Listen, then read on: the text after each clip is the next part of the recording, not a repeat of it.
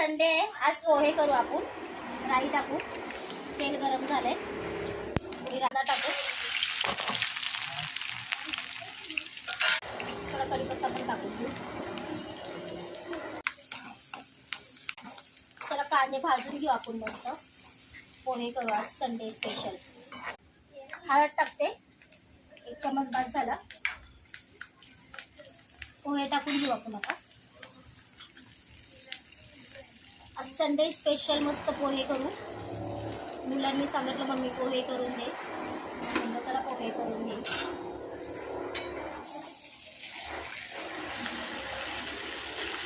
पोह्याला colour कसा आला बघा.